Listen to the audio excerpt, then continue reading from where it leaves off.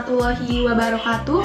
Perkenalkan, saya Rifa Fauzia Auni dari TLM 2A Universitas Bakti Tunas Husada. Di sini saya akan mereview materi tentang analisis racun. Proses analisis racun dibagi menjadi dua, yaitu analisis pendahuluan atau penapisan, dan yang kedua, analisis lanjutan atau determinasi.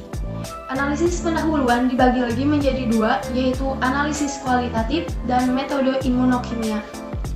Analisis kualitatif dapat berupa tes atau reaksi warna terhadap materi biologi seperti darah, urin, cucian lambung, serta sisa tablet atau makanan. Yang kedua, metode imunokimia atau immunoassay.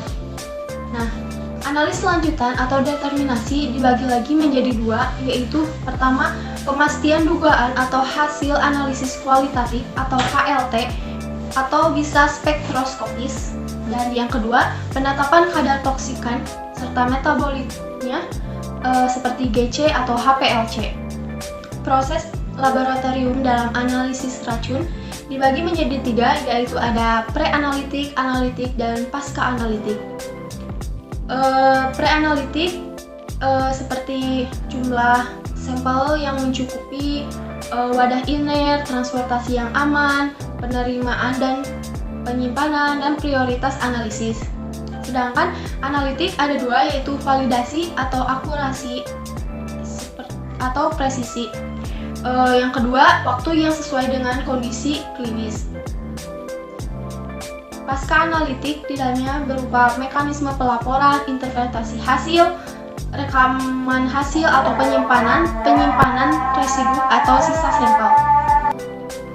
Berikut beberapa sumber kesalahan baik secara teknis, biologis, dan nosologi. Jadi, untuk secara teknis bisa saja kesalahan dari prosedur analisisnya, metode yang dilakukannya, akurasi dan presisi instrumen yang harus bagus. Selanjutnya, secara biologis yang bisa berpotensi kesalahan, contohnya variasi materi biologis dari sampel, toksikologi, dan waktu pengambilan sampel. Dan yang terakhir yaitu secara nosologi atau pengelompokan penyakit. Contohnya sifat farmakokinetik dan metabolisme toksikan. Untuk sampel, pemeriksaan toksikologi klinik yang berhubungan dengan analisis racun. Sampelnya yaitu matriks yang kompleks atau endogen, eksogen, harus dicegah terjadinya penguraian dari analit. Penyiapan sampel seperti hidrolisis, ekstraksi, dan pemurnian. Darah yang diambil sebanyak 50-100 ml, sedangkan untuk urin 100 ml.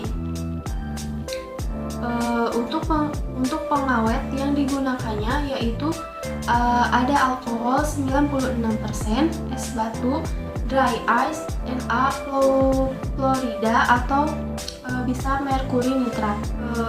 Untuk isi label ada beberapa, yaitu pertama identitas korban, kedua jenis dan jumlah bahan pemeriksaan, ketiga bahan pengawet yang dipakai, dan keempat tempat dan saat pengambilan bahan, kelima pembungkusan, penyegalan, keenam tanda tangan dan nama terang penyegal dokter yang otopsi, ketujuh cap stempel dinas dan segel dinas.